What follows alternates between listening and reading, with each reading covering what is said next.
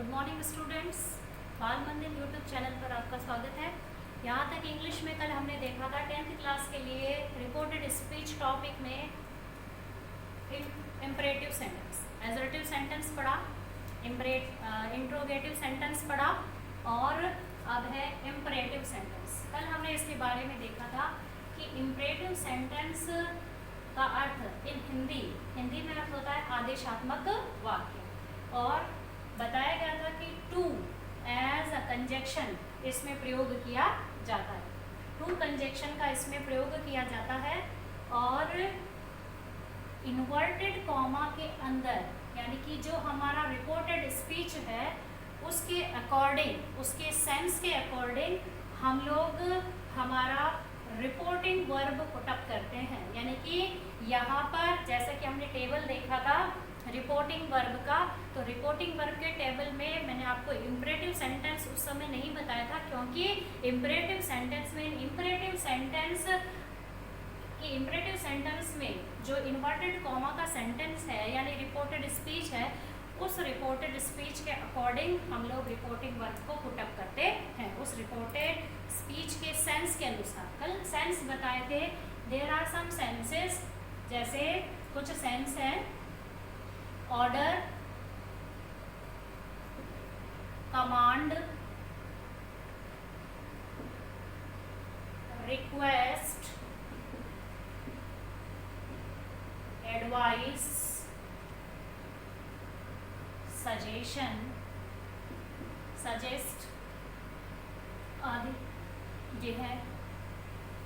ये imperative sentence के अमूमन पूछे जाने वाले ये क्या है, सेंटेंस सेंस है।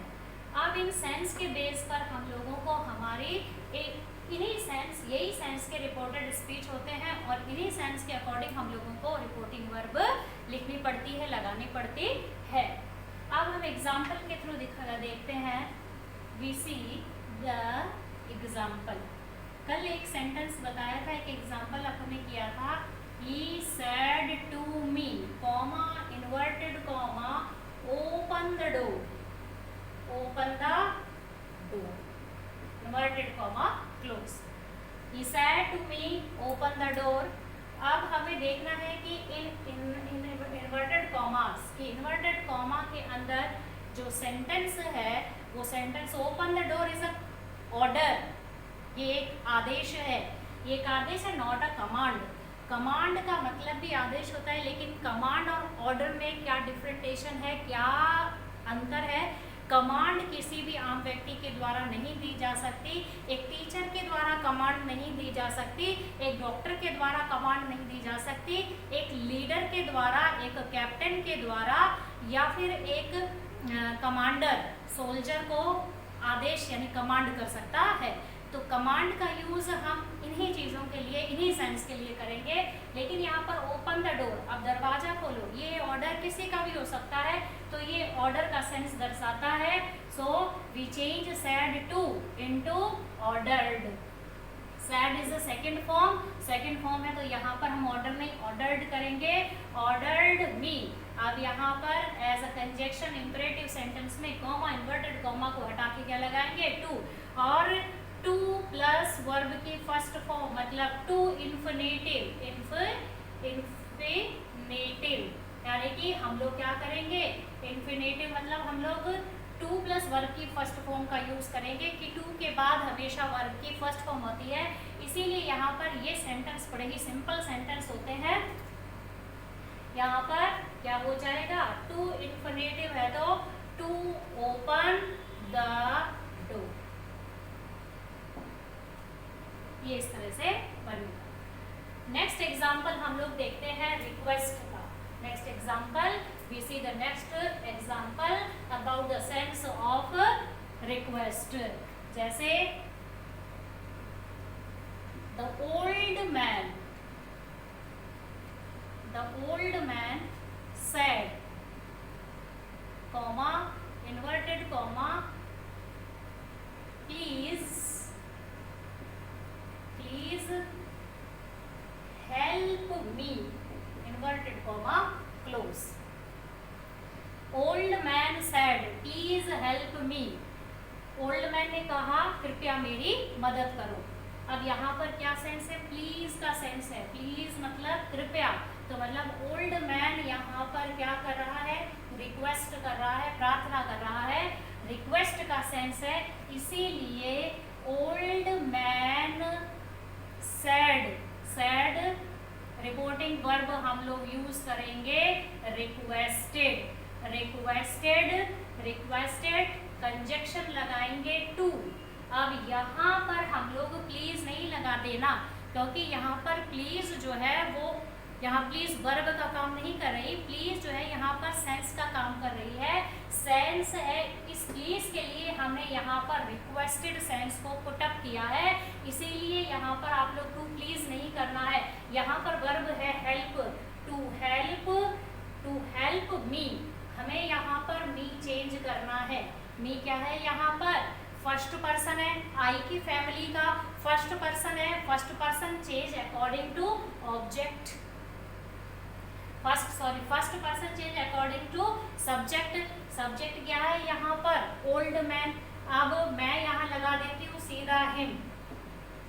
अब ये हिम कैसे आया, नहीं समझ में आता है, वापिस ये रिपीट करते हुए मैंने कई बार कहा आई मी माय। हमको जिसको चेंज करना है, जिसके अकॉर्डिंग चेंज करना है, हम लोगों को वो पुटअप करना है। आई मी माय, और किसको, ओल्ड मैन के लिए क्या लगाया जाएगा, pronoun he, him and his. अब यहाँ पर मी है, ही के अकॉर्डिंग चेंज करना है, तो यहाँ पर क्या हो जाएगा, हिम हो जाएगा। तो ये है, इस तरह से इसको चेंज करना है। अब देखते हैं एक और सेंटेंस एडवाइस का।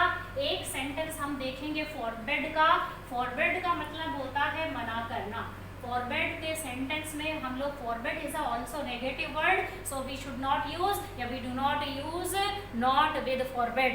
देखो एक एग्जाम्पल एडवाइस का। Advice, the doctor said to the patient,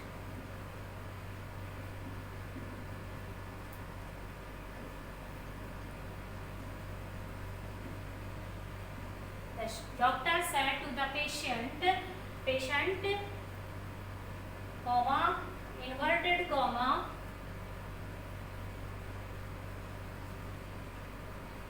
take medicines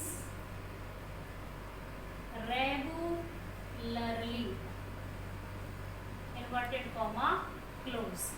doctor ने पेशेंट को कहा टेक मेडिसिन्स रेगुलरली, दवाइयाँ नियमित रूप से लो, दवाइयाँ नियमित रूप से लो। The doctor said to the patient. अब यहाँ पर डॉक्टर पेशेंट को क्या दे रहा है, सलाह दे रहा है, सलाह दे रहा है, तो यहाँ पर सेड टू यानी सलाह का भाव है, तो यहाँ पर हम लोग क्या यूज करेंगे, सेड टू रिपोर्टिंग वर्ब को as a sense of the reported speech said to की जगह लगाएंगे हम लोग यहाँ पर एडवाइज्ड।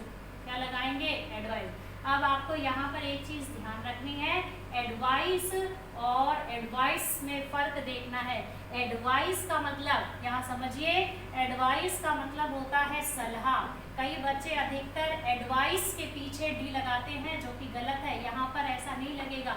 एडवाइस का मतलब होता है सलाह, और ये है noun.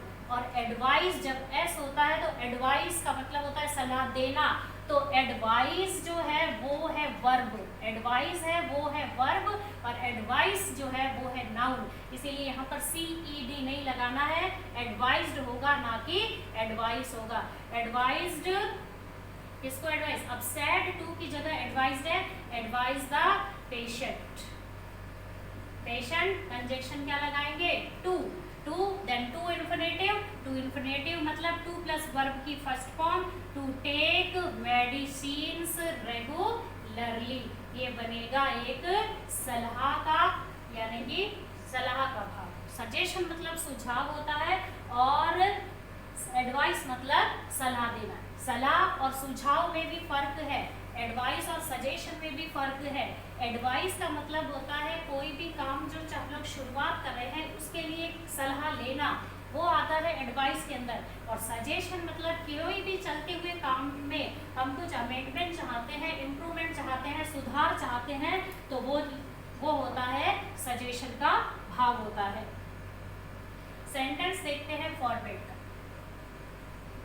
My mother said to me, comma, inverted comma, don't touch the fire, inverted comma close, don't touch the fire. मेरी माँ ने मुझसे कहा आग को मत छुओ। अब यहाँ पर देखने के लिए तीन भाव इन्वर्टेड कॉमा में आए हुए हमारा स्पीच जो है वो एक मनाही का भाव है, डोंट आ गया, मना किया माँ ने। एक है आदेश दिया माँ ने कि आग को मत छुआ, एक जो है आदेश दिया माँ ने, और एक जो है सलाह दी कि आग को मत छुओ। लेकिन यहाँ पर हम लोग एडवाइस और ऑर्डर को कैसे करना है, और यहाँ पर मनाही का भाव है और मनाही के लिए लगाया जाएगा फॉरबेड। क्या लगाया जाता है? फॉरबेड, फॉरबेड लगाया जाता है मनाही के लिए। तो आप लोग फॉरबेड का ही यूज करेंगे। माय मदर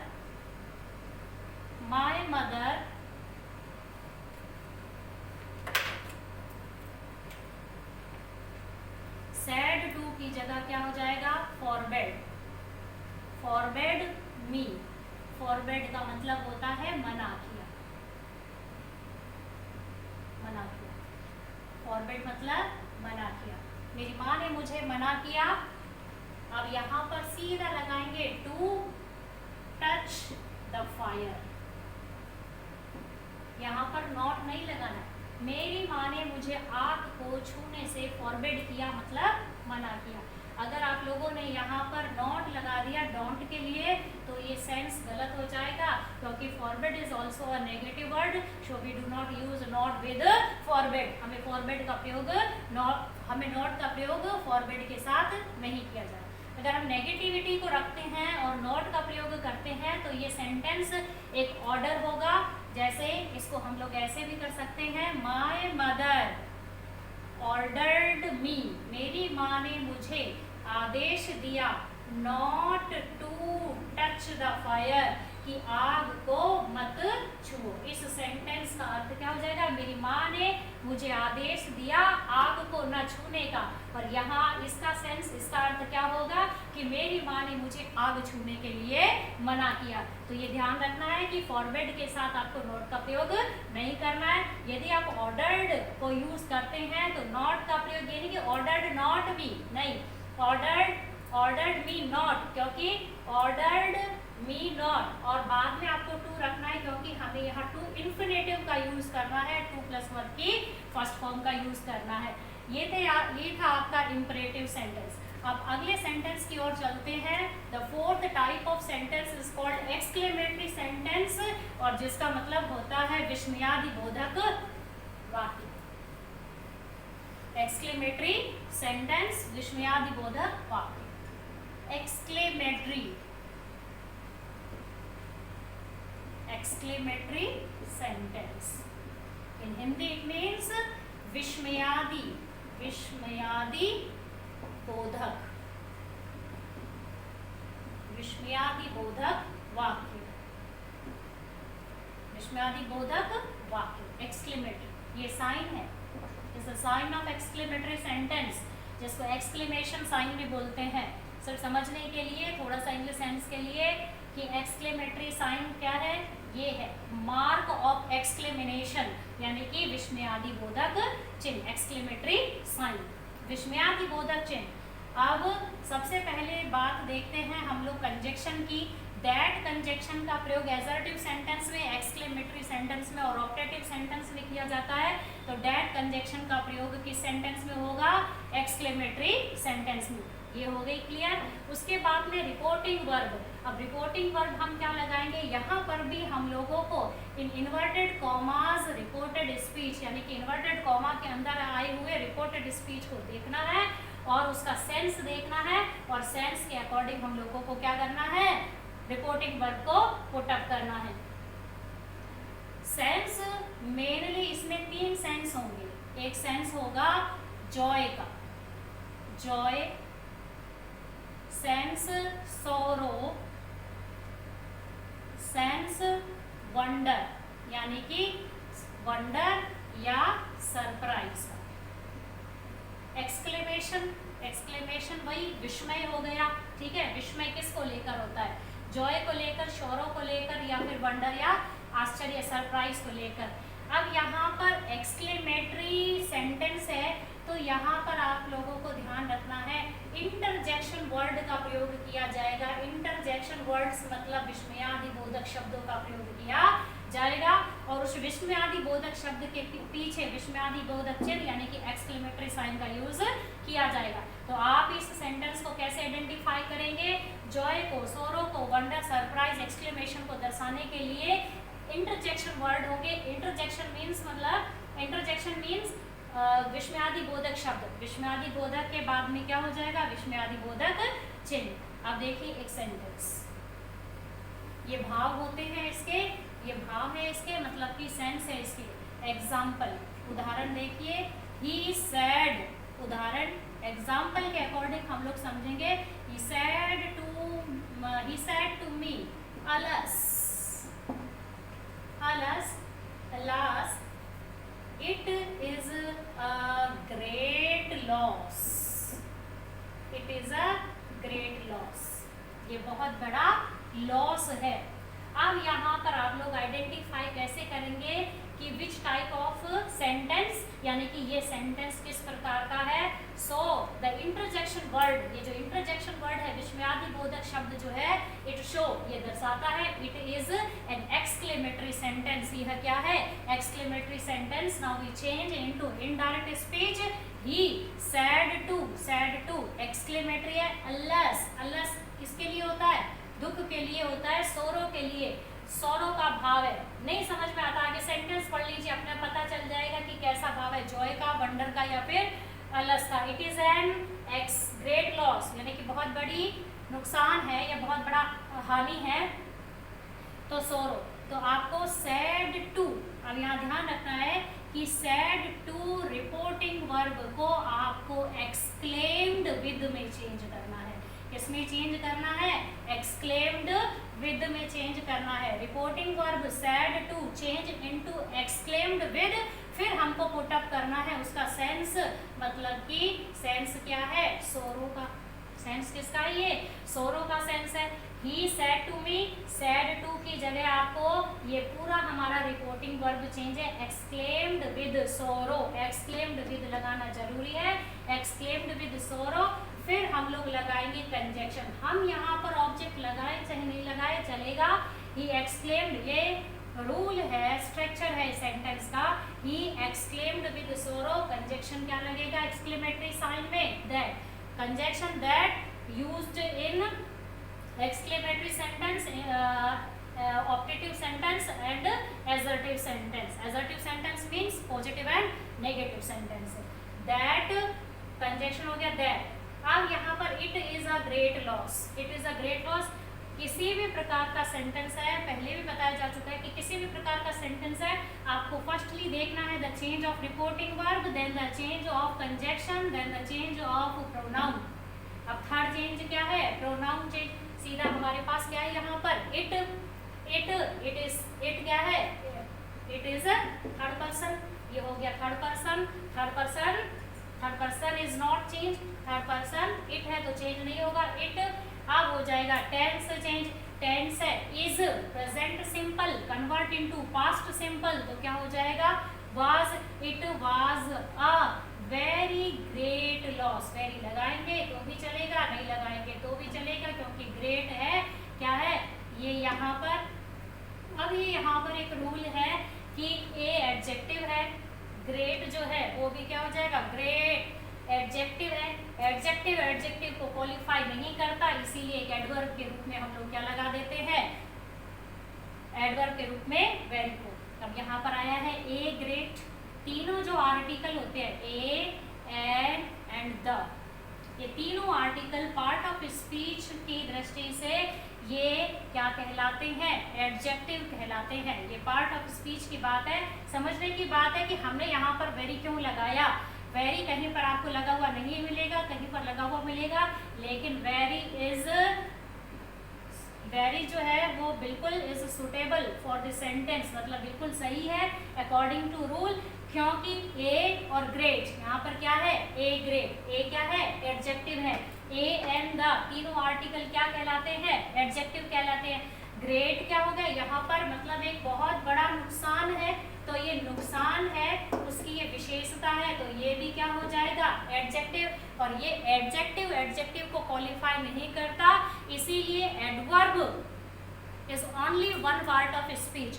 एडवर्ब एक ऐसा पार्ट ऑफ स्पीच है केवल जो खुद एडजेक्टिव को, वर्ब को, एडवर्ब को क्वालिफाई करता है, इसीलिए हम लोग यहाँ पर क्या करेंगे, very is adverb, verb, very क्या है, adverb.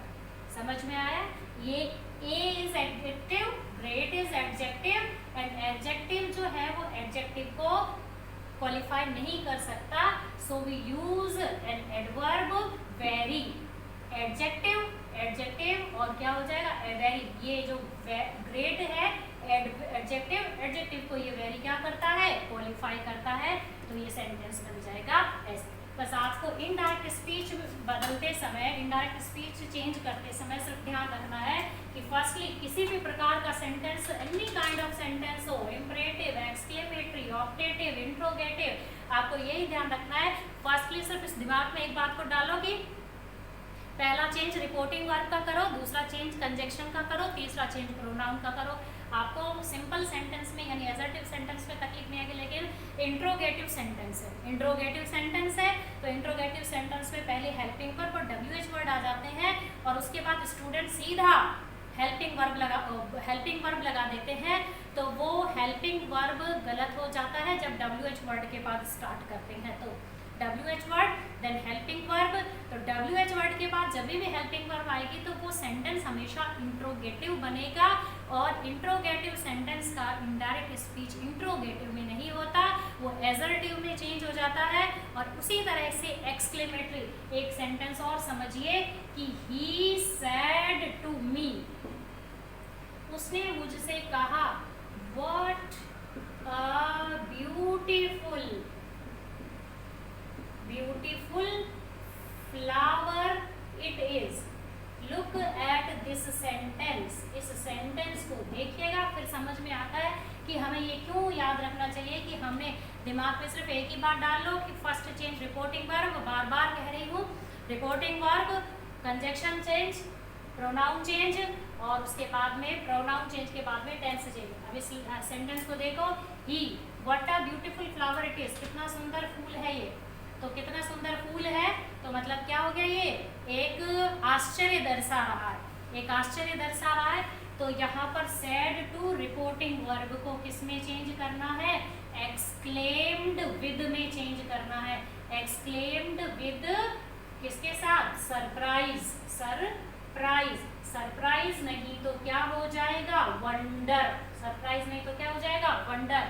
He exclaimed with surprise और वंडर, कंजक्शन लगेगा दैट, कंजक्शन क्या लगेगा, दैट। ये हो गया रिपोर्टिंग वर्ब, ये लग गया कंजक्शन। अब लेकर आना है प्रोनाउन को, ये प्रोनाउन नहीं है, ये interjection word, beautiful adjective, flower noun, it pronoun क्या है यहाँ पर, इट, इसीलिए क्या लेकर आएंगे, pronoun, pronoun third person, no change. Pronoun के बाद कौन सा change, tense change, tense change. अब टेंस क्या है यहाँ पर, इज, तो क्या हो जाएगा, इट वाज। अब ये एक्सक्लेमेटरी सेंटेंस है, हमें यहाँ पर एसर्टिव बनाना है, यानी कि सब्जेक्ट, उसके बाद में हेल्पिंग वर्ब, मेन वर्ब, और उसके बाद में कॉम्प्लीमेंट, उसी के अकॉर्डिंग हम लोग चलते हैं। तो ये क्या हो गया यहाँ पर, pronoun change, pronoun third person are not change, then क्या लगेगा, उसके बाद में टेंस चेंज करना है, is present simple convert into past simple, क्या हो गया यहाँ पर, was, it was a very beautiful flower, it was a very beautiful flower, it was a very beautiful flower. अब यहाँ पर वेरी क्यों लगाया, beautiful adjective, a adjective, adjective can not qualify adjective, so we put up adverb, very को लगाया यहाँ पर, बन गया एक simple sentence, it was a very beautiful flower, एक एडजेक्टिव है, एक एक पॉजिटिव सेंटेंस सिंपल सेंटेंस बन गया। तो ये था एक्सक्लेमेटरी सेंटेंस। लास्ट सेंटेंस जो है उसको कहा जाता है optative sentence. Optative sentence, optative sentence का मतलब होता है इच्छात्मक वाक्य। ऑप्टेटिव सेंटेंस का मतलब क्या हो जाएगा? इच्छात्मक वाक्य। और इसमें भी कंजक्शन दैट का यूज किया जाता है। कंजक्शन क्या हो जाएगा? दैट का यूज किया जाएगा। और यहाँ पर भी सेंस होते हैं और रिपोर्टेड स्पीच के अकॉर्डिंग यानी इन्वर्टेड कॉमा के वाक्य के अकॉर्डिंग हम लोग सेंस रखेंगे। यहाँ पर सेंस हो जाता है, सेंस होगा इसमें ब्लेस का, सेंस होगा इसमें विश का, सेंस होगा इसमें ग्रीट का यानी अभिवादन का, सेंस होगा इसमें थैंक का, आदि क्रश का, अभिशाप का। तो ये सारे सेंसेस होते हैं। ये लास्ट सेंटेंस यानी कि लास्ट सेंटेंस जो हम समझेंगे ऑप्टेटिव सेंटेंस, इसमें आपको ध्यान रखना है as a conjunction we use that and these are the senses of this sentence. ये आपको कुछ उदाहरण के साथ करके बताया जाएगा। आप लोग इसको कंटिन्यू पढ़ते रहिएगा, प्रैक्टिस करिएगा और कंटिन्यू प्रैक्टिस करना है सेंटेंस के बेस पर। बहुत सारे एग्जाम्पल्स आपकी टेक्स्ट बुक में दे रखे हैं, सो आप लोग एग्जाम्पल को प्रैक्टिस करने का प्रयास करिएगा। यू प्रैक्टिकली उसको करके देखिए कि बनता है कि नहीं बनता है। अगर कोई संदेह है तो उसको सॉल्व हम करेंगे।